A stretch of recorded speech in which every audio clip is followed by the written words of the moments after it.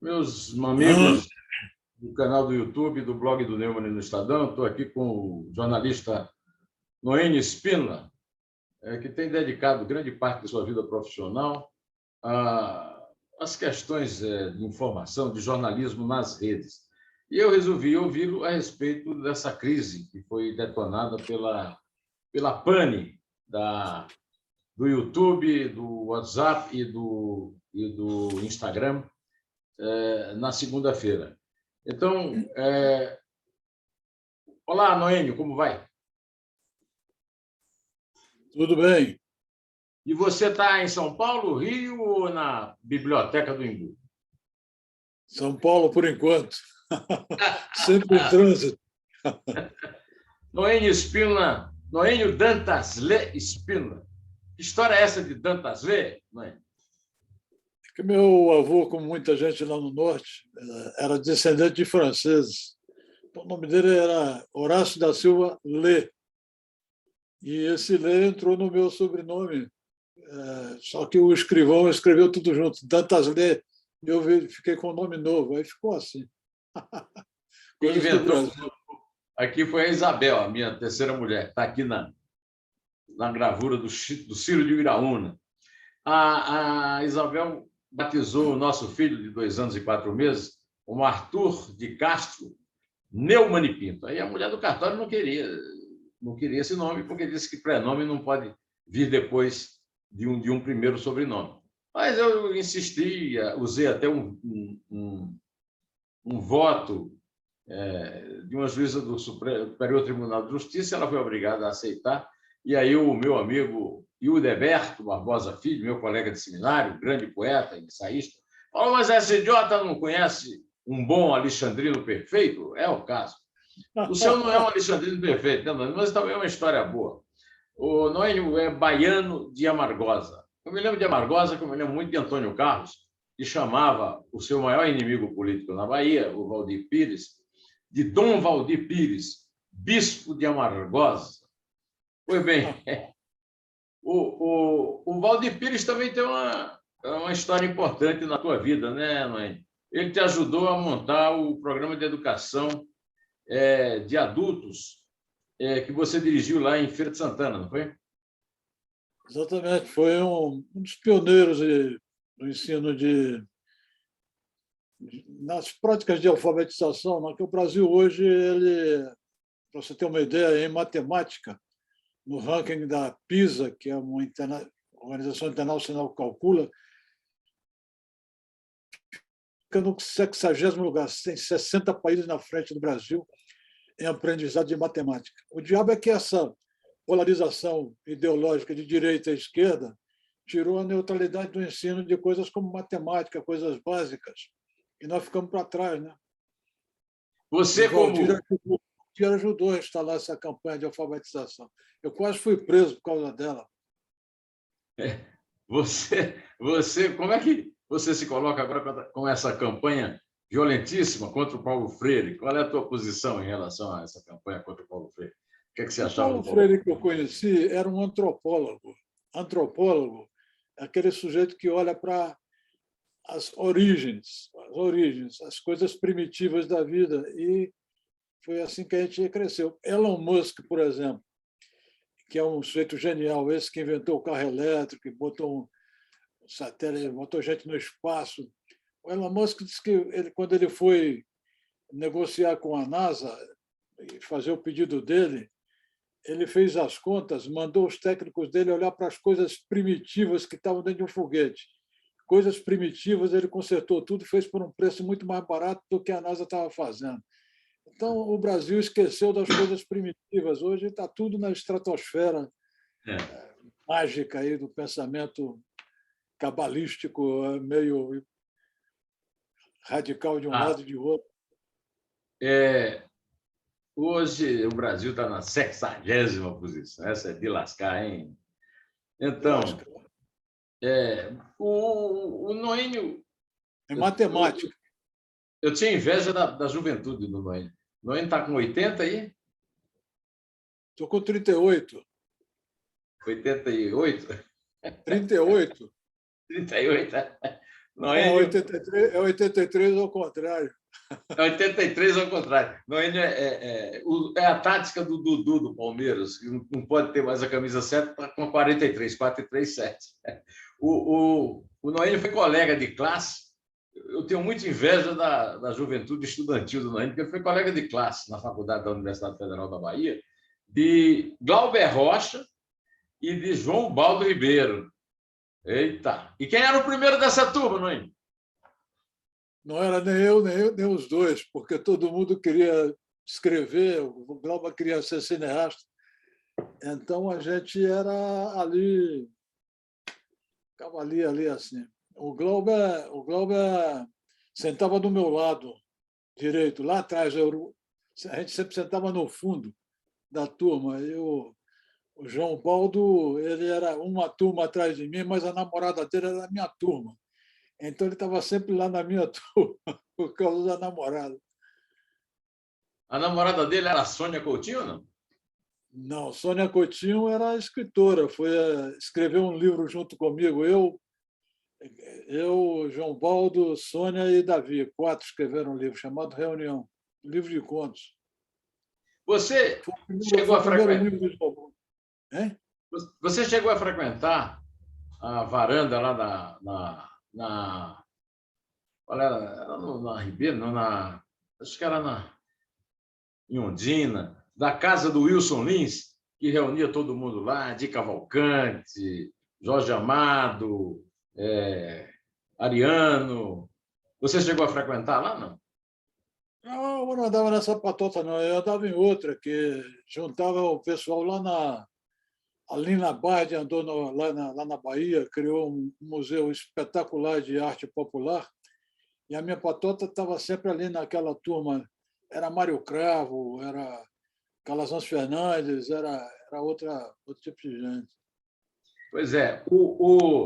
E tinha também a turma do cinema, né? Porque a dona Lúcia, mãe do Glauber, tinha uma pensão lá, e a turma do cinema do Brasil inteirinho ia lá venerar a mãe do Glauber, né? E tinha aquela turma da Bahia que o Walter da Silveira, né? Grandes, e sem falar nos grandes poetas, né? Floresvaldo Matos, o Pena de Aço, né? Você chegou a conhecer o Dorico Tavares? Né? Conheci. Diários Associados. Bela coleção de arte. Eu vi uma exposição dele lá na Fiesp, obras do meu amigo. Onde eu escrevi. As minhas primeiras histórias foram publicadas lá no Diário Associado. O Odorico Tavares era o chefão dos Diários Associados. Eu sou muito amigo do Antônio, filho do Wilson Lins, hoje mora em São Carlos. Né? Mas você saiu da escola de Direito, passou no concurso de promotor e foi lá para as barrancas do São Francisco, perto de Minas Gerais, onde o Rio São Francisco entra na Bahia. Grande Sertão Veredas. Aliás, a Margosa fica perto de Monte Santo, é isso? A Margosa fica perto de Jequié e Milagres. É uma terra montanhosa. É onde? Porque o Glauber Rocha foi o Deus do Diabo em Monte Santo. Né? Grande clássico. Perto de Vitória da Conquista também. Do meu amigo Elomar Figueira de Mello. O quase conterrâneo do Elomar. Eu fui presidente do Cineclube Glauber Rocha com 14 anos. Uma baiana, mas que eu acho que não é da tua geração, a Eliana Calmon, daquela ilustre família Calmon da Bahia, me deu uma entrevista aqui e reclamou muito daquela interpretação que fizeram para inocentar o Lula e condenar o pessoal da Lava Jato e o Moro, porque eles tinham contato. E a Eliana, que foi uma grande corregedora da justiça no Brasil, disse que isso é uma coisa comum. Como é que você recebeu, como é que você recebe essas notícias de uma progressiva possibilidade do Lula se candidatar e, enquanto isso, o juiz que o condenou e os promotores que o acusaram correndo o risco de serem condenados? Como é que você, como promotor, recebeu essa involução dos fatos? Eu vejo isso como parte do caos global, porque se alguém quiser se orientar bem para votar ou não votar no Lula, tem que ler um livro de um autor famoso que está conversando comigo agora, que é o que eu sei sobre o que eu sei sobre Lula. Sei de Lula. Tá aí, eu conheço o cara que escreveu. O que Então, eu sei posso de dizer que Lula? tudo que está no livro é verdade, é absoluta verdade. O que eu sei de Lula. É Esse meu. cara aí, O Lula é meu. eu e ele estávamos na mesma trincheira jornalística e a gente conhecia todo mundo, direita, esquerda, centro, meio esquerda, meio direita, meio esquerda. Não chove nem molha. E o Neumann conhecia essa patota toda. Então, esse livro é verdadeiro. Então, se você quiser uma resposta, eu não vou dar. Leia o livro do Zé Neumann. Esse Você meu vai... livro é um livro ingênuo. Eu pensava que o Lula era um bandidinho, no fim era um bandido internacional, mas um bandido como certo. Uma vez, na casa do Celso Laffer, tive uma discussão com Felipe Gonzalez, rapaz, que defendia o Lula ardentemente, dizendo que era um injustiçado da justiça brasileira. Que tal? Noé? Isso aí é outra história, porque, como eu fui promotor, eu nunca vi a justiça começar pelo Supremo para julgar um caso que devia passar por uma primeira instância, segunda instância, terceira instância. E que passou. Passou e foi aprovado em todos os lados. Então a gente está vivendo uma confusão jurídica que eu acho que é parte da confusão global que você queria abordar também. Nós estamos no... Eu vou te dar só um dado assim, que poucas pessoas aqui no Brasil ainda prestaram atenção. Só um dado. Presta atenção nesse dado. O Brasil hoje, Brasil, hoje, faz por dia mais transações eletrônicas de transferência de valores do que os Estados Unidos. Como é que isso aconteceu? Aplicativo, porque todo mundo fica no celular e as pessoas mais pobres estão segregadas em suas casas. Então, hoje você tem gente que eu vi passar aí num filmezinho, num desses canais de televisão, uma senhora pobre pedindo uma ajuda e com um celularzinho dizendo, pode mandar pelo Pix. Então, esse é o mundo onde a gente está vivendo. Isso facilita a lavagem de dinheiro, não? Hein?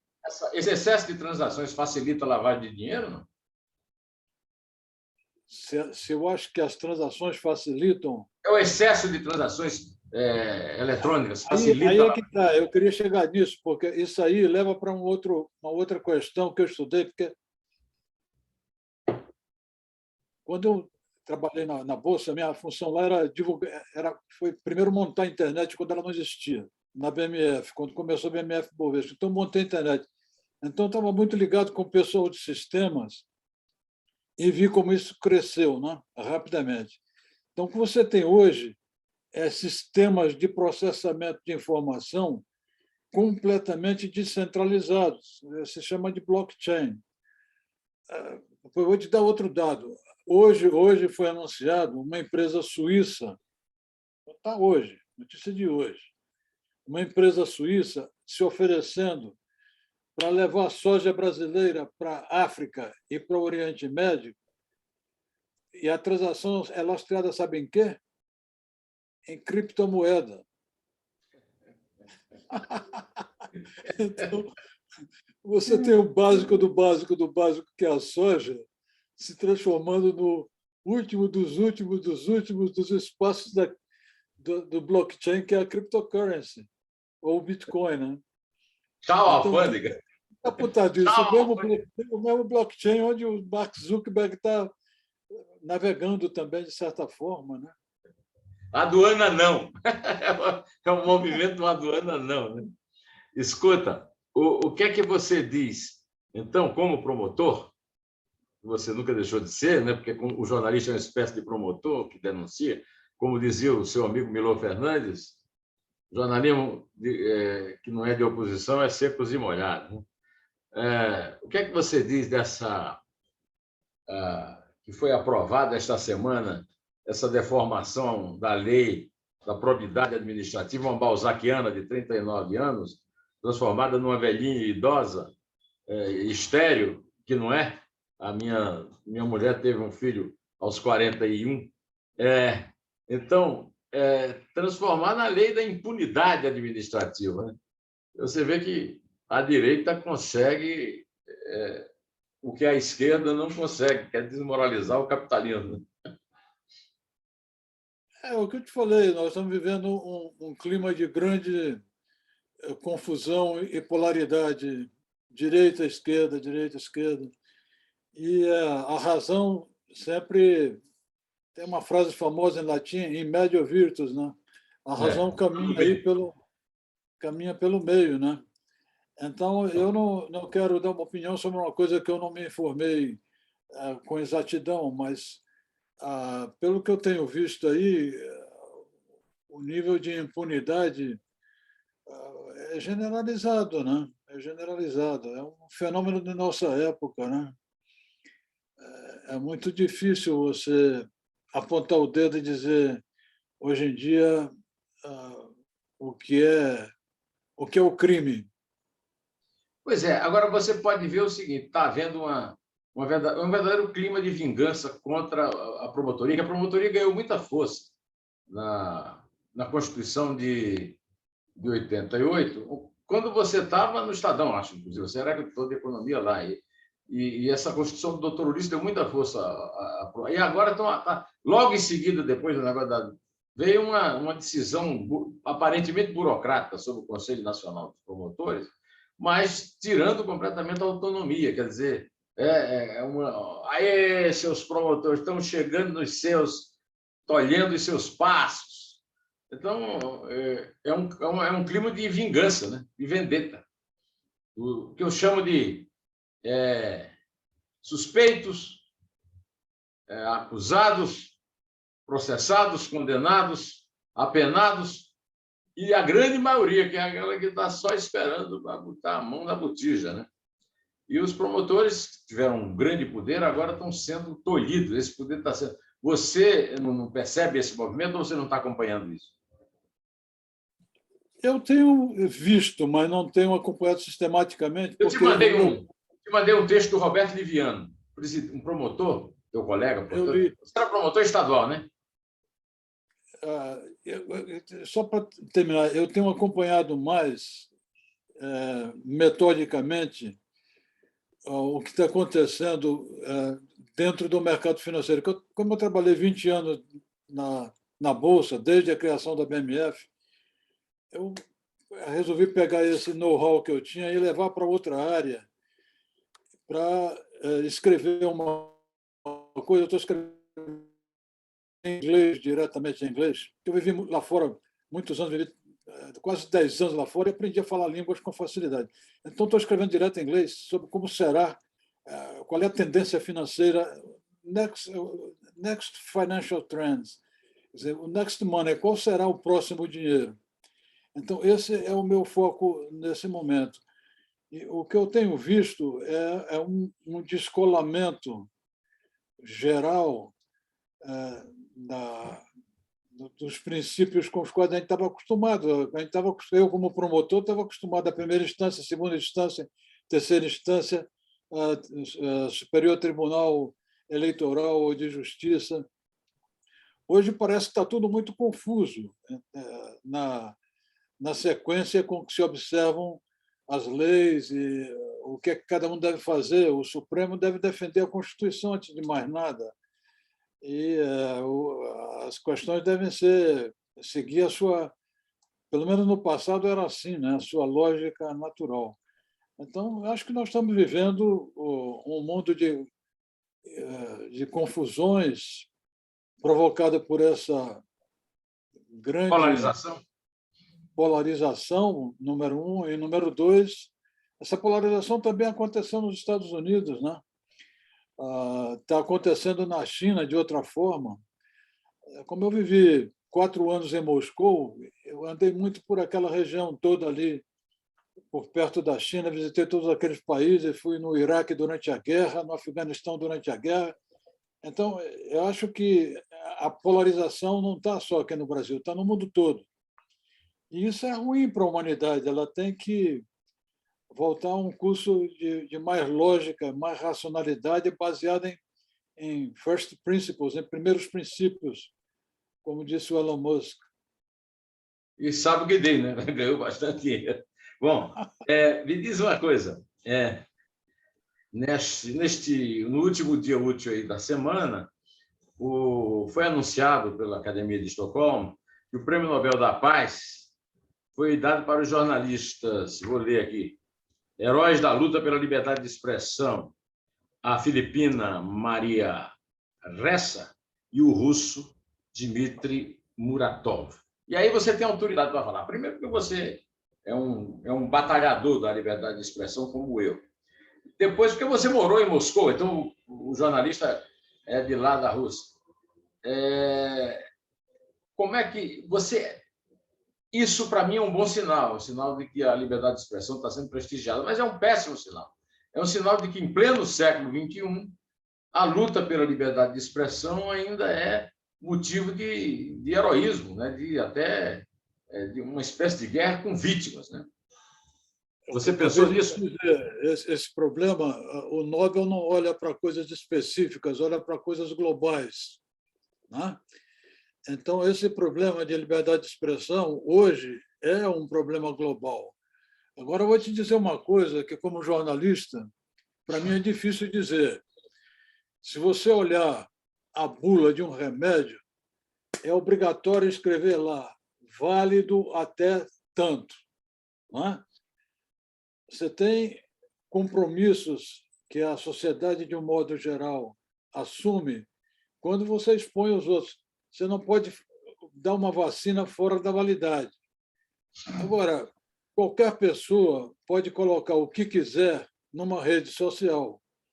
Aí vem um camarada lá em cima que se acha iluminado, um juiz iluminado, e diz: isto aqui não pode.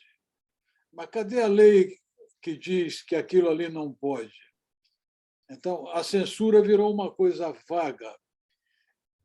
É muito mais simples criar responsabilidade. Eu, quando estava no jornalismo, e você também, você continua, nós sabíamos que se nós publicássemos alguma coisa que não fosse verdade, nós íamos perder o emprego na hora.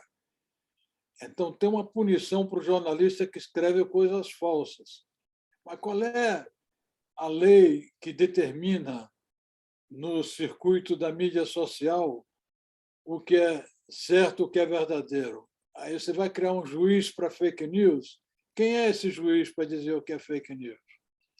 Então, em vez de criar julgamento sobre o que é certo e o que é errado, abre a possibilidade de processar aquele que ofende o outro. É muito mais simples. Eu me senti ofendido porque você fez uma coisa e me prejudicou, eu te processo. Isso é assim que a lei se aplica. A lei não se aplica através da censura, acho eu. Então, entrar com a censura prévia é uma forma de destruir a liberdade de expressão. E também o fato de não ter a lei para as redes sociais, que é uma falha, é um buraco jurídico enorme, né, Naim? Você lembra também, não é isso? Você lembra também que no nosso tempo, no Jornal do Brasil, quando um cara se jogava ali da ponte Rio-Niterói, que nós víamos, né, da janela lá do prédio do jornal, lá no Caju, se reunia a redação, discutia o dia inteiro como dar aquilo, para evitar que a notícia, de qualquer forma, estimulasse gestos semelhantes. Você se lembra disso? Você é dessa geração, não é isso? É verdade. Hoje, o cara é tudo sensacionalismo. O cara inventa uma notícia, publica e não acontece nada, como você diz. Não perde o emprego tudo em cima, né? Mas aí nós vamos cair em outro problema que se chama educação. Você lembrou o Jornal do Brasil? Eu vou lembrar a luta democrática de Tenório Cavalcanti, que foi o meu primeiro emprego jornalístico no Rio, foi com Tenório Cavalcanti. Luta democrática. Sabe quem é ele? O homem da capa preta, Tenório. Da Lourdinha, Tenório. Foi lá que eu comecei no Rio. E lá tinha uma regra na redação que era a seguinte: o jornal não roda se não tiver um cadáver na primeira página. Então, essa era a regra da luta democrática. A regra do Jornal do Brasil era: nós vamos publicar esse cara que suicidou e dar manchete com isso, porque isso vai estimular, talvez, a sensação de que há um clima aí que justifica outros suicídios, etc, etc. Mas não tinha nenhum juiz maluco dizendo que a luta era errada e que o Jornal do Brasil era errado. Hoje, na mídia social, tem juízes aí que se acham seres supremos, que dizem que você está errado ou que você está certo. Mas quem outorgou esse direito a ele? É isso que eu estou dizendo.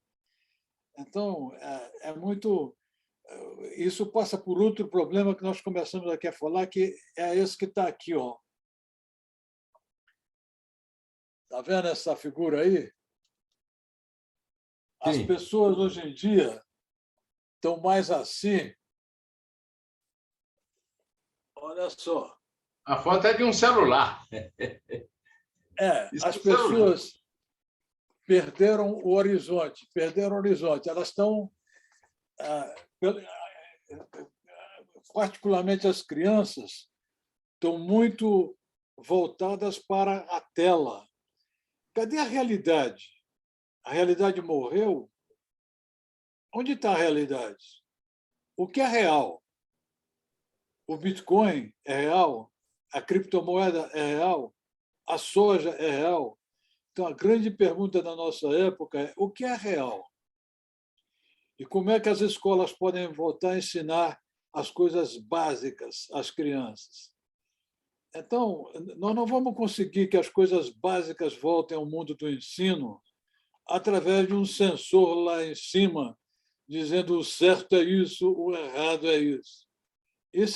Nós estamos voltando rapidamente para os tribunais da Inquisição. Era assim na Inquisição.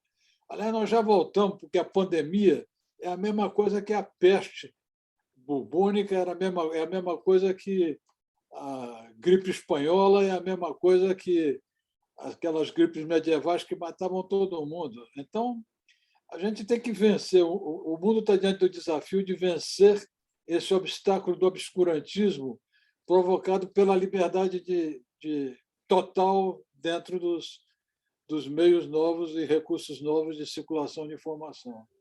E a questão da regulação das redes, que é colocada pelo professor da USP, Eugênio Butti, no artigo dele no Estadão, nesta semana também. Eu li o artigo do Butti está certo.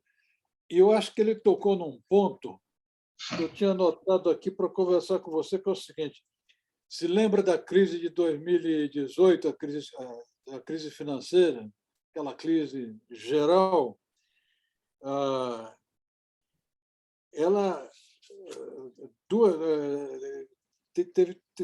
teve duas grandes correntes regulatórias nos Estados Unidos. Uma que gerou uma lei de responsabilidade corporativa e outra que gerou uma lei de proteção dos consumidores. Não sei se você se lembra, a crise foi entre 2000, eu falei a data errada, entre 2002 e 2010. Essas duas leis. Depois da crise de 2008, eu falei 2018. Então, essas duas leis, lá nos Estados Unidos, uma se chama... vou deixar para lá o nome, que é muito complicado. Tem uma que é mais fácil, que é Dodd-Frank. Essas duas leis foram em cima dos problemas de responsabilidade corporativa e de proteção aos consumidores. Então, eu acho que vai aparecer, dentro de pouco tempo, no Congresso americano, alguma lei que vai gerar, sem o caráter de censura prévia, algumas normas que vão se aplicar. É isso que o artigo diz, o artigo do Butti, que você acabou de mencionar. Algumas leis que vão criar responsabilidades sociais e responsabilidade também do indivíduo que transmite uma notícia que pode não ser verdadeira. É só esperar que elas venham. E isso vai começar provavelmente nos Estados Unidos. A China foi pelo caminho errado, porque ela simplesmente acabou com criptomoeda e simplesmente censura, né? Tem uma tradição comunista lá, né? Então é um capitalismo no mercado, mas comunismo na política, né? Noênio também é numismata. Disse que começou essa sua paixão pela moeda na coleção que o pai tinha. O teu pai era comerciante de café, é isso? Meu pai tinha armazém de café, de fumo, era exportador de café, depois foi exportador de cacau. Então, a minha origem é toda com o pé no chão dentro da fazenda lá. Fale aí sobre a sua coleção. Ela está na biblioteca lá do Embu das Artes, ou em algum outro apartamento seu? Infelizmente, essa coleção foi embora, foi vendida pela Spink de Londres Olha em, aí. em janeiro desse ano. Agora, janeiro de 2021. E eu resolvi vender porque meu apartamento aqui, perto da Avenida Paulista, esquina da Angélica com a Paulista, foi assaltado. Ah, Eu acho que aí os bandidos você. queriam levar minha coleção. Aí eu, É, para não perder, eu perdi a medalha que eu ganhei da Academia Brasileira de Direito, vieram aqui e levaram a medalha, pensaram que era de ouro. A academia não tem dinheiro para dar medalha de ouro a ninguém, era dourada. Falei que foram derreter e jogaram fora. Então, mas eu perdi a você, coleção, aí resolvi vender. Mas as moedas já eram um livro que está aqui, ó, chama isso. Futuro do Futuro. E esse livro foi escrito 20 anos atrás, ele contava tudo o que está acontecendo agora. É mesmo, né? Quer dizer que você é profeta, tipo Isaías, Não, Jeremias, né? não, o risco de fazer previsão que está certa é ser profeta. Mas se olhar para as moedas, elas contam tudo. O denário levou 500 anos, foi a moeda que mais durou na história, a moeda dos romanos, e caiu. Né? As moedas gregas, tem a figura de Alexandre o Grande, caiu. Todas as moedas tinham um deus, ou era Zeus com a águia, ou era imagens cristãs, coisa e tal. Hoje em dia, qual é a imagem que tem na criptomoeda? Nenhuma. Por isso que o título da tua exposição era Dinheiro, Deuses e Poder, é isso? O título do livro é esse, é Dinheiro, O Deuses título e do livro. Poder. E da exposição, né? Tá aqui, ó. As moedas foram expostas, não foi? As moedas foram expostas na Bolsa de Valores 2 vezes, em Taubaté, na Bahia, na Associação Comercial, e na Comissão de Valores Mobiliários. Foi ela que inaugurou o Centro de CVM OECD para a América Latina e o Caribe, para ensino financeiro da América Latina e o Caribe. E o livro que eu estou escrevendo sobre o Next Money é com base nela. E eu vou oferecer esse livro para esse pessoal lá do Centro de Ensino da CVM. De graça. Bruno, você foi correspondente em Moscou. Eu me lembro que você também foi meio profeta. Você foi para Moscou quando o Gorbachev era o secretário-geral do Partido Comunista e foi na sua passagem como correspondente em Moscou, do Jornal do Brasil, que se deu a perestroika. Né? Então, você é testemunha viva da perestroika. Você, em que deu a perestroika na Rússia? O que é que aconteceu de importante na Rússia depois da perestroika? Era fácil perceber, né? Eu tenho dois testemunhos, José Antônio Brito e Augusto Nunes, que eu disse a eles: vai acontecer isso, isso, isso e isso. Ele disse: você está maluco? Eu disse: não, me manda para lá que eu conto a história. Me mandaram, eu contei o fim da Guerra Fria. Eu estava lá no fim da Guerra Fria e contei o começo da perestroika. A história está toda lá, né? Então, a perestroika é que a Rússia concentrou tudo, o tamanho de concentração era tão grande, tão grande, tão grande, que você, por exemplo, eu cheguei lá com a minha filha, tinha 1 ano de idade, e não tinha fralda para comprar. Os bens de consumo essenciais faltavam, né? Um pouco a Rússia sofreu o resultado da Segunda Guerra, né? Que ela foi invadida e sofreu muito. O russo sofreu muito. O russo é um povo muito sofredor, né? Tem aquela alma dostoiévskiana. Mas eles reconheceram o erro que eles cometeram e tentaram mudar e hoje fizeram uma grande abertura. A perestroika foi o começo dessa abertura. E hoje ainda estão meio tateando para reencontrar o caminho, mas eu acho que melhorou muito em relação Ao ao tempo que passado. você foi lá. Escuta, você lê em russo? Hein? Você lê russo? Se eu li o quê? Russo, a língua russa. Você lê livros em russo? Eu fiquei 4 anos lá. Se eu fosse o elefante do circo Tiani, eu ia aprender pelo menos a dizer Здравствуйте, Tavares. Eu tenho um amigo, Você sabe o que é Astebazid. Здравствуйте, Tavares? Você é uma forma de saudação. Dos Vidânia, quer dizer adeus. Eu tenho um amigo de Campina Grande, que foi quem me apresentou a Isabel, Astebazid, um poeta popular, filho de um violeiro, e que defendeu uma dissertação de mestrado sobre aquele que é considerado hoje o maior poeta russo do século XX. Na verdade, é um ucraniano, Ossip, que é José, né? Mandelstam.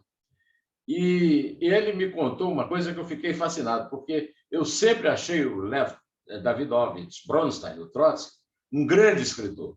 Mas eu li os textos do Trotsky em português, traduzidos do inglês, do francês.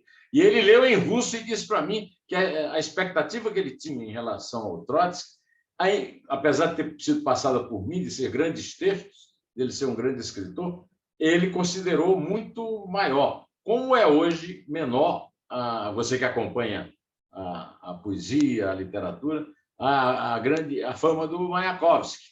Hoje é o Mandelstam, a Anna Akhmatova e o Joseph Brodsky, que é um poeta já mais ou menos mais próximo da nossa geração. Né? Você não chegou a ler A Minha Vida, do Trotsky em russo? Não, eu não li em russo. O que eu me concentrei quando trabalhava em Moscou foi em conversação e tentar entender o que os jornais russos publicavam. Pravda, o Izvestia. Os russos inventaram um ditado muito engraçado em russo, que estou pravda nie izvestia, que estou izvestia nie pravda. Isso quer dizer o seguinte: o que é notícia não é verdade, o que é verdade não é notícia. E são os nomes dos dois jornais, Pravda e Izvestia. Pravda é uma coisa engraçada. A Pravda é na prava, em russo quer dizer pelo lado direito. Mas o Pravda era o jornal da esquerda. Então, Pravda é a verdade, né? Pravda é verdade, verdadeiro, né? Izvestia era notícia. Agora, os russos gozavam isso lá entre eles, dizendo que o que é notícia não é verdade, o que é verdade não é notícia. Entendeu? Porque tinha uma censura grande dentro da imprensa. Você gostou mais de Moscou, de Londres ou de Washington, onde você viveu? Para mim, são 3 povos que merecem uma grande admiração, todos 3. Os ingleses criaram um império, né? E até hoje quem melhor entende a China hoje em dia, eu acho, é a Inglaterra, porque eles colonizaram aquilo lá durante muito tempo. O banco chamado HSBC quer dizer Hong Kong and Shanghai Bank. Então, é um banco de Hong Kong em Xangai, né? Eles têm essa alma. Criaram Robin Hood, né? Que virou artista agora dentro de Wall Street, né? Apareceu um Bitcoin famoso, caras famosos lá fazendo Wall Street subir e descer com moedas. Então, os Estados Unidos são um país de grande acolhida para todos os povos e raças que estão lá. Né? E a Rússia tem aquela alma profunda, um pouco melancólica, mas de uma capacidade artística e intelectual incomensurável. Né? Eu também morei em Bruxelas, morei 1 ano e pouco em Bruxelas, e ali você vê o meio da Europa, né, entre um lado e outro. Mas cada povo tem uma peculiaridade. O problema dos povos é o racismo. Né? Você chega na França, um francês do norte não bebe o vinho que o francês do sul produz, porque ai dele se cometer essa heresia. Então, a Itália do Norte, Itália do Sul também. Mas olha aqui, você também foi editorialista internacional no Estadão. Conviveu diariamente com um grande jornalista, um dos maiores jornalistas deste século, o Júlio de Mesquita Neto. Que experiência você teve convivendo, conversando diariamente com o Júlio Neves? De uma grande admiração por ele e de uma grande admiração pela forma como o Estadão era conduzido pelo grupo que liderava, muitos deles, inclusive um que foi presidente da ANJ, Associação Nacional de Jornais, foi quem me ajudou a criar um mestrado para jornalistas que eu criei na Bolsa. Ele foi a aula inaugural, dar o apoio, porque as empresas têm muito o que passar adiante em termos de conhecimento para o jornalismo. Então, o Estadão, que eu convivi com o Dr. Júlio, era uma escola de jornalismo de um valor inigualável. E foram eles que me mandaram para lá, para Moscou, de volta, a segunda vez que eu fui para Moscou. Infelizmente, era uma época muito difícil de comunicações, e eu tive muitos problemas de comunicação. Aí eu voltei a me encontrar contigo, você é assessor internacional da Bolsa de Futuros, né, com o Eduardo Rocha Azevedo, e nós viajamos para conhecer as experiências de privatização. Nós fomos, eu me lembro de uma viagem que nós fomos à Volkswagen, que comprou uma fábrica em Barcelona, fomos a Paris e fomos a Londres, onde reinava a dona Margaret Thatcher. Hoje, quando você observa as privatizações aqui no Brasil, você acha que é uma ideia que vingou, que deu certo, ou que é uma ideia que gorou? Acho que é uma ideia que é importante, porque quando você fala em privatização, você esquece um fator fundamental, que é a democratização do capital. Eu, quando estava na Bolsa, fiz uma campanha de democratização pública. A Thatcher fez exatamente isso. Ela privatizou, mas o Estado mantinha uma ação chamada Golden Share, ação de ouro, que o Estado não se afastava completamente da empresa. A Petrobras podia ser assim, uma ação onde o Estado mantém uma Golden Share, mas deixa ela democratizar o capital para ela entrar no mundo competitivo. O capital democratizado é o capital de todo mundo. Aliás, todo mundo é o herói um dos meus últimos livros, que é um livro sobre motoboys, um motoboy que sai aí procurando saber quem é o herói de São Paulo. E o que ele descobre é que São Paulo é o que é hoje, porque o grande herói de São Paulo é todo mundo. Se você olhar para o mapa de São Paulo, parece um cachorrão, aquele mapa. E o personagem, o apelido dele é Cachorrão nesse livro. Cachorrão. Essa é a história do motoboy. Eu vou transformar esse livro em ópera. Essa é a ópera de todo mundo. Você vai ser um dos cantores dessa ópera. Chamar você como tenor da ópera. Meu primeiro computador eu comprei por insistência sua em Londres, nessa viagem que nós fomos assistir lá a dona Margaret Thatcher no Reino Unido. Né?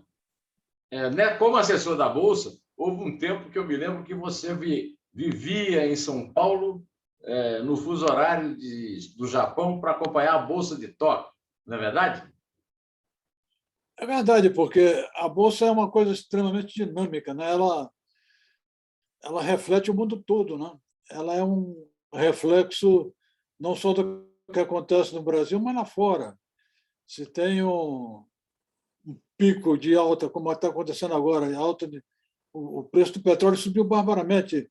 A China está com problemas gigantescos de entrega de mercadoria e por isso que tem crise de containers, porque a China está com... Vou te dar só um exemplo. Ela reduziu em 40% a produção de roupas de lã por causa de problemas de energia. Não sei se o número 40% é certo ou errado, mas reduziu muito a produção de várias linhas de montagem foram reduzidas por causa de problemas de suprimento de gás, enfim, tudo. E também os bloqueios que acontecem na logística de várias áreas por causa do abre e fecha, lockdown, essas coisas todas. Então, o mundo onde nós estamos vivendo é este mundo aí, né? E a bolsa é um reflexo perfeito disso, porque ela captura tudo através do preço futuro também, né? Por isso que é fácil prever, fazer algumas previsões quando você trabalha. Eu fiquei trabalhando 20 anos com o mercado futuro, então o pessoal está sempre olhando o amanhã, não fica preso no dia de hoje. Hoje você mora em São Paulo, no Rio e no Embu, onde fica a sua biblioteca. Delfim tem um sítio também que tem uma biblioteca lá perto, né? Quais são, na sua vivência, você como editor de economia do jornal, os grandes economistas, os grandes teóricos e práticos da economia que você conheceu como jornalista? Olha, eu acho que não se pode esquecer, lá atrás,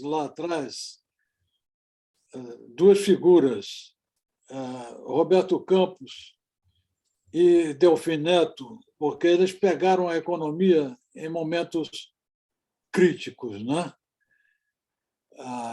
E conseguiram rearrumar as coisas. Delfim foi uma pessoa que passou pela Bolsa de Mercadoria de São Paulo. Ele tinha esse feeling esse feeling de futuro. Aliás, ele fez o prefácio de um livro meu chamado O Preço do Futuro. Eu estava sempre de olho lá na frente. Aí, quando você vem andando, você encontra todas as reformas que foram feitas no período do Fernando Henrique Cardoso, pelas quais ele pagou um preço muito alto, mas a verdade é que a gente estava vindo com uma inflação desvairada e ele conseguiu consertar a inflação, né? Então, de lá para cá, nós tivemos um período de desestruturação que aconteceu com a alta do desemprego no período do PT, que é muito pouco lembrada, e também a necessidade de botar freio na dívida interna e tudo mais. Eu acho que o Paulo Guedes começou bem esse trabalho. Ele deu, como nos Estados Unidos, os economistas que trabalhavam com Trump deu lá a sorte de pegar a pandemia pela frente, né? Essa pandemia que veio pela frente impediu que se continuasse alguns trabalhos importantes de reestruturação fiscal, por exemplo. Hoje em dia, o preço da gasolina, a maior fatia dele não é dos impostos federais. A gasolina chega por um preço, sai por um preço na refinaria e chega lá na ponta tonelada pelo ICM, que é cobrado em cascata. Mas quem é que vai ter a coragem de mudar o sistema tributário no Brasil com cada governador? O Brasil hoje é um arquipélago de administração extremamente difícil, porque os governadores, a mesma coisa eles fizeram na pandemia, né? Cada um adotou uma estratégia diferente.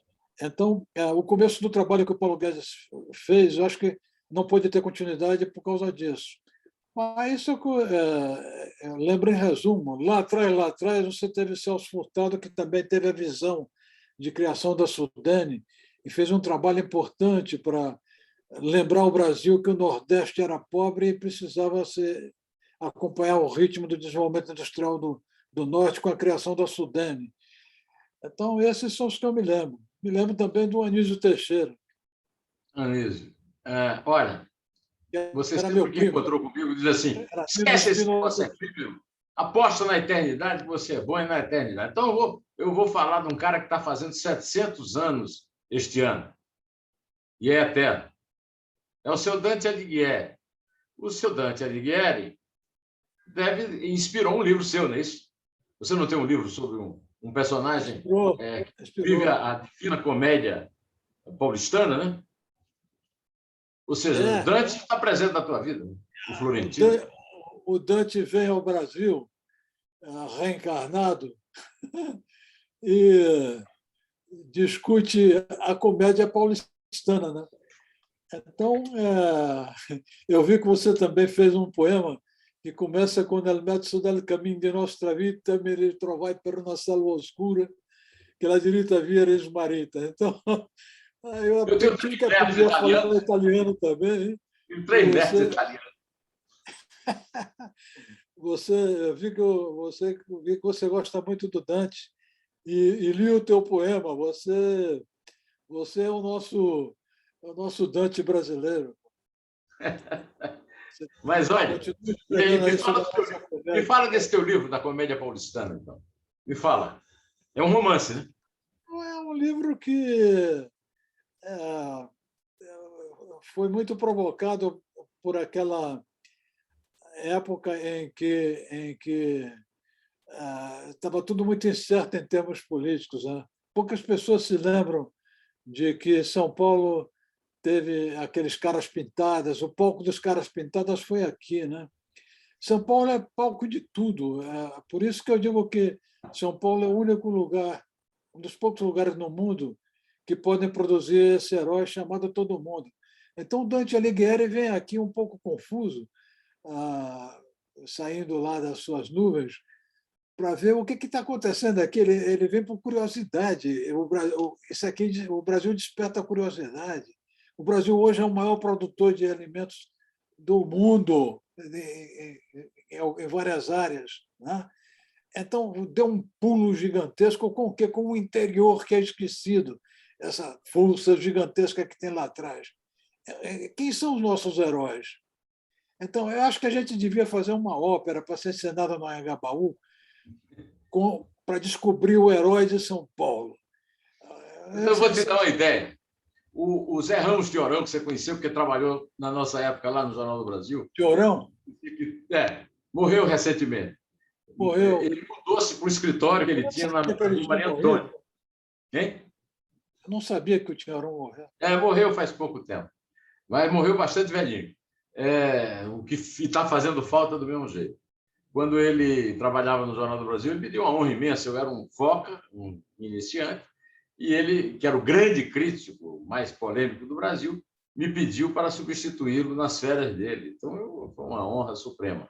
Mas eu perdi contato com ele, mas ele mudou-se de casa para o escritório dele, na Rua Maria Antônia, que é perto da minha casa e que fica do lado, o escritório dele ficava do lado dos grandes conflitos dirigidos pelo Zé Disseu contra o Mackenzie, Boris Casoy de um lado, Zé Disseu do outro. Então, eu estou pensando aqui que talvez você pudesse, sei lá, ir morar no escritório na Faria Lima, que está na moda agora. E você é o cara que eu conheço que mais conhece de mercado. Porque lá você vai escrever um negócio que todo mundo quer saber. Mas que mercado é esse?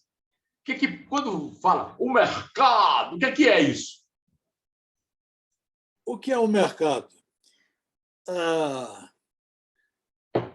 Olha, tem uma história muito bonita contada por Aristófanes e por outros. E quem publicou isso foi um arqueólogo, sobre Sócrates.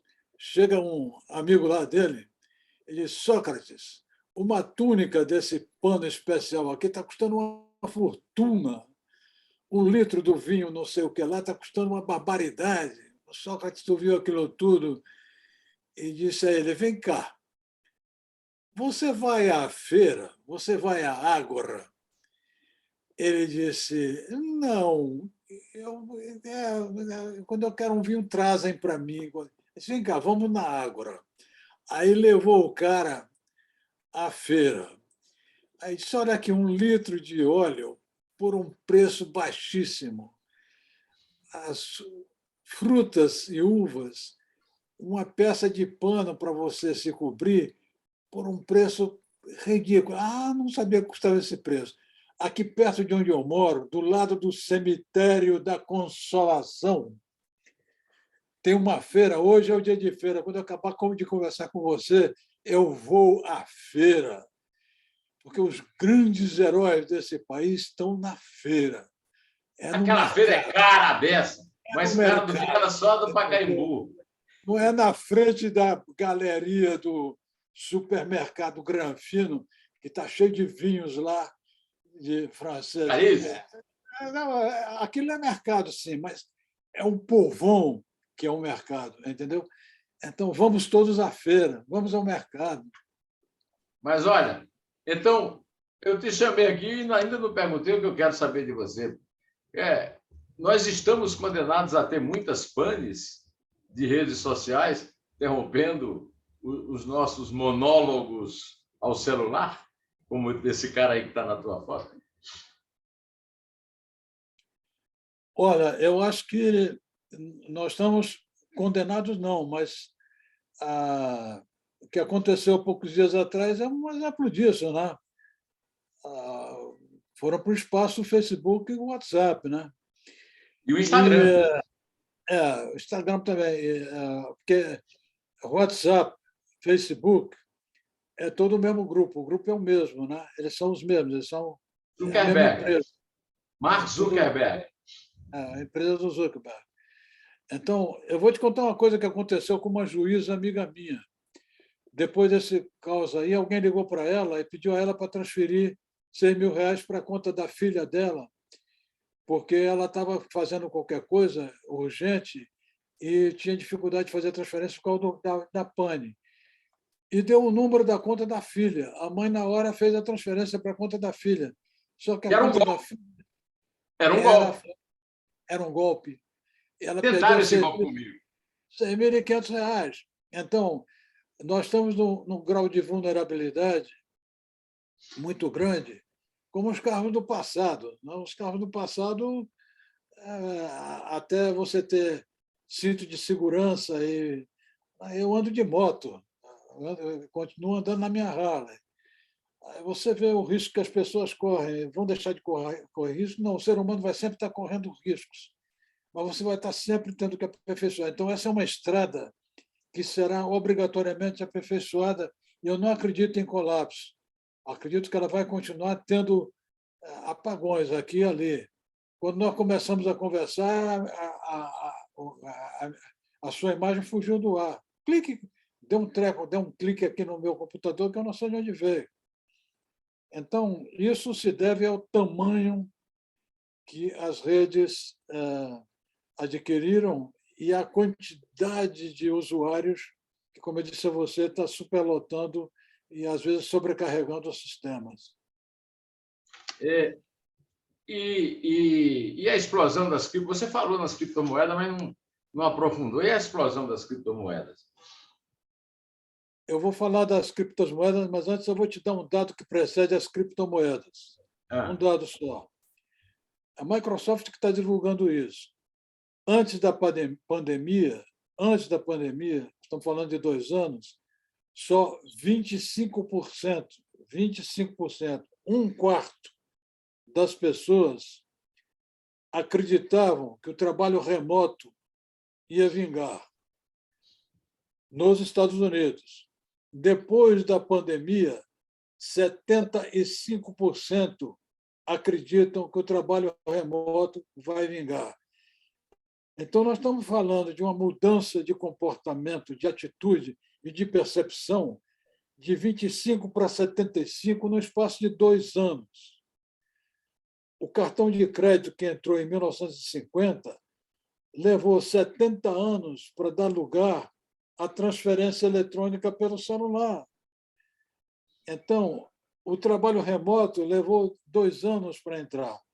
Então, é a velocidade da transformação que está levando ao problema da criptomoeda. A criptomoeda hoje depende de sistemas gigantescos, descentralizados. Então, isso vai encontrar um norte tecnológico que ainda vai durar algum tempo até ele chegar ao carro com cinto de segurança e, no caso de São Paulo, com chapas à placa de aço. Para prevenir assalto. Escuta, você está em trabalho remoto, home office, há quantos anos? Há quantos anos você não tem um escritório? Se você quiser saber, eu botei porta de aço. A minha porta hoje é de aço. Me custou uma nota botar essa porta de aço, mas agora ninguém mais arromba. Arrombada, aqui, ó, do lado do Fleury, perto do cemitério da Constelação, e a 2 quadras da Avenida Paulista. Foi arrombado. Mas você atrás está das há minhas quantos moedas. anos em home office? Hein? Há quantos anos você está em home office? Sem escritório? Sem ir ao escritório? Há muito tempo eu trabalho. Eu não estou fazendo de propaganda dos meus livros, não, mas esse livro que eu escrevi 20 anos atrás, O Futuro do Futuro, tem um gráfico nas últimas páginas mostrando como vai ser a descentralização da geração de informações e da geração da descentralização econômica, né? E, no fundo, é o home office e a descentralização industrial que você tem hoje em larga escala. O Noênio, Uma fábrica que começa hoje, entendeu? Daqui a 5 anos, tem que mudar todos os equipamentos, porque fica tudo obsoleto. 5 anos. bom, e agora o mundo está virando, quer dizer, hoje o mundo é muito dependente da China, muito mais do que era antes, né? Cada vez mais. E temos, inclusive, esse problema grave agora, que eu pedi para você dar uma analisada para mim, para explicar uma coisa, para ver se a gente entende. Eu tenho uma filha que vende roupas para boutiques em Barcelona, na Espanha, e ela está parada, não está entregando nada porque os navios não estão carregando. Eu vi uma notícia de que um produtor de café está exportando café por avião. E você tem uma filha que é diretora da Transpetro nessa área aí, e ela te dá informações muito seguras. Eu queria saber de você. Me explica o que é que está acontecendo nessa coisa dos contêineres e nesse eventual. O Bolsonaro já falou até de uma possibilidade de crise de abastecimento no Brasil. O que é que veio de inesperado e por quê nessa questão aí? Tem alguma coisa a ver com a dependência da China? Vamos começar pelo fim. Em matéria de portos e navios, o Brasil está indo até muito bem, né? Eu acho que ele conseguiu, sem ser tão radical em lockdown, nessas coisas, o Brasil conseguiu se sair melhor do que outros países que adotaram políticas muito mais radicais de fechamento. A China, eu posso falar um pouco que eu tive em Xangai, instalando o escritório da BMF em Xangai. Então, eu conheço a China de ter passado por lá. Eu fui a Xangai, fui a Dalian, fui a Pequim, vi aquilo tudo. A China adquiriu uma economia gigantesca e boa parte do mundo exportou para lá a fabricação de componentes porque saía mais barato pela economia de escala. O que aconteceu? A China está com toda essa sequência de lockdowns e pandemia e tudo mais, obrigou as fábricas chinesas a interromper ciclos de produção. Então, tem muito contêiner parado, muito navio à espera de mercadoria para embarcar, e isso está se refletindo em todo o mundo, na Europa particularmente. Então, isso só vai se normalizar quando outros fluxos logísticos de combustíveis, de carvão, geração de energia elétrica, distribuição e a parte traseira das fábricas, de realimentação das fábricas, se normalizar. Então, nós vamos passar ainda algum tempo, não me atreveria a dizer quando, sofrendo os efeitos dessa crise. E a China hoje é um ator central por causa da descentralização de fabricação de componentes.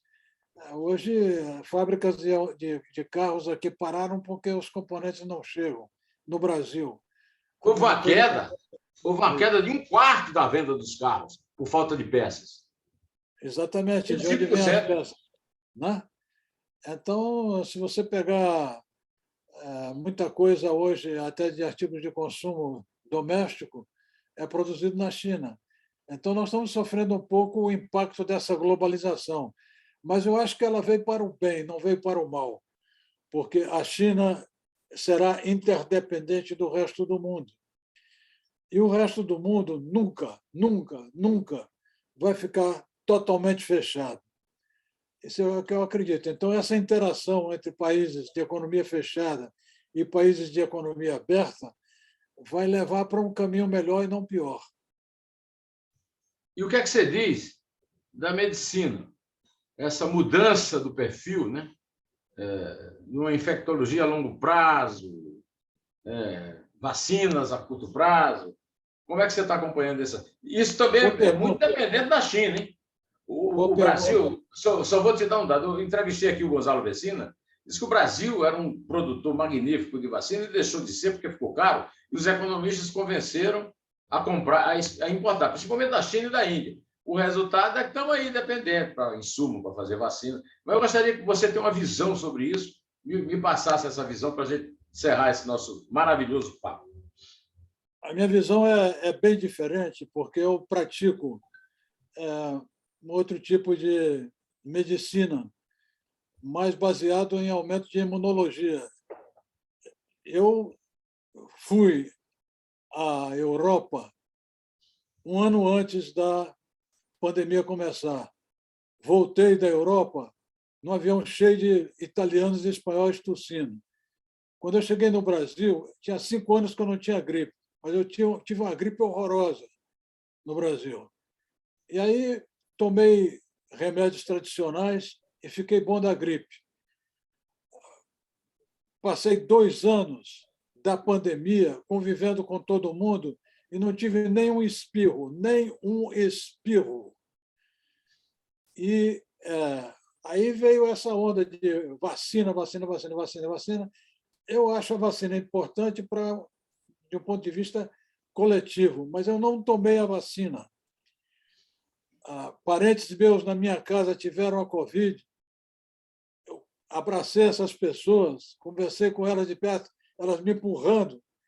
Elas ficaram boas em 1 semana, porque foi uma gripe também tratada facilmente. É depoimento pessoal isso. Aí, depois, eu fui fazer o teste, fiz em Angra dos Reis, fiz aqui no Fleury, fiz no Einstein, entrego para todo mundo. 0 de contaminação, 0 de contaminação. Foi o meu nível imunológico que existiu com 83 anos. Aí, sabe o que eu fiz? Eu tomei as 2 vacinas da AstraZeneca, uns meses atrás, para ver o efeito da vacina. 0 de efeito, nada, nada, nada. Continuo correndo 1 quilômetro na esteira do meu prédio aqui, com fôlego. A minha mulher tomou a Coronavac. Então, eu não posso dizer que discriminei ninguém. Ela também não teve consequência nenhuma, 0, 0, 0. Porque nós nos tratamos por um processo de aumentar a imunologia. Do ponto de vista de alimentação, alto consumo de proteínas, alto consumo de fibras, alto consumo de nutrientes que mantêm você bem, um pouco de muito vegetal na dieta, sem discriminação de nada. Então, eu acho que a medicina vai avançar muito para esse lado ortomolecular nos próximos anos, diminuindo um pouco a influência que as grandes cadeias farmacêuticas têm para tratar todo mundo através de remédios com os quais eles ganham dinheiro.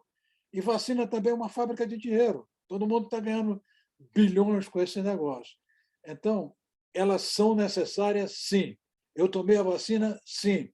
Mas eu provei que a imunologia é importante, sim. Então, você tem 2 pilares para trabalhar aí. Aumentar a imunologia do povo através de alimentação, higiene, boa assistência médica, educação, educação, educação, educação, né? Em que nós somos pobres e fracos. E, ao mesmo tempo, tratar pelos métodos convencionais sem radicalismo. Eu acho que a combinação das 2 coisas vai provar que a medicina ortomolecular vai dar um pulo gigantesco nos próximos anos. Pouca gente está falando nisso, mas é só prestar atenção. Você vai ver. Eu tenho aqui um álbum que minha mãe fez quando eu nasci, em 1951, eu tenho 70 anos. Eu diria que eu tenho 7, né? Porque é 7 mais 0, a teoria do Dudu e a sua. E eu tomei geração 7.0. Vacina contra a varíola.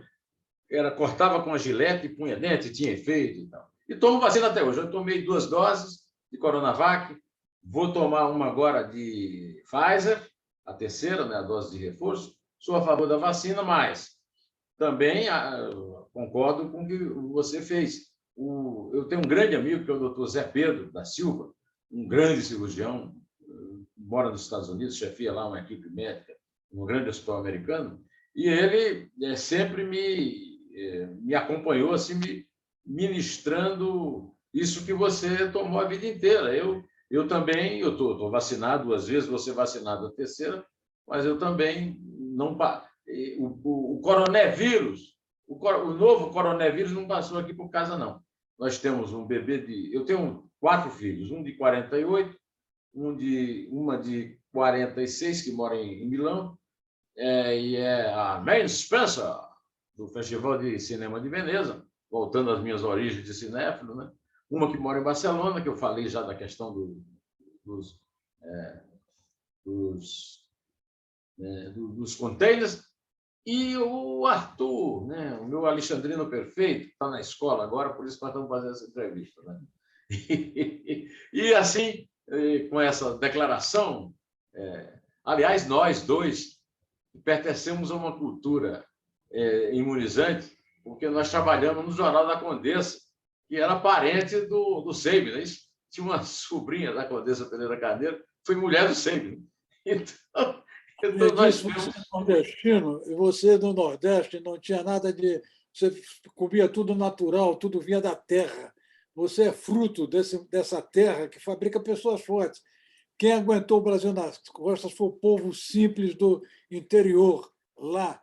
Pergunta a eles, é tudo na base da natureza. É a natureza que fez produtos como você, um alexandrino perfeito. Isso aí. Um grande abraço. Foi um prazer enorme ter você aqui. E os meus 322 mil inscritos vão comemorar a presença do meu mestre, do meu amigo, de um grande jornalista e um grande filósofo, Noêmio Espíndola.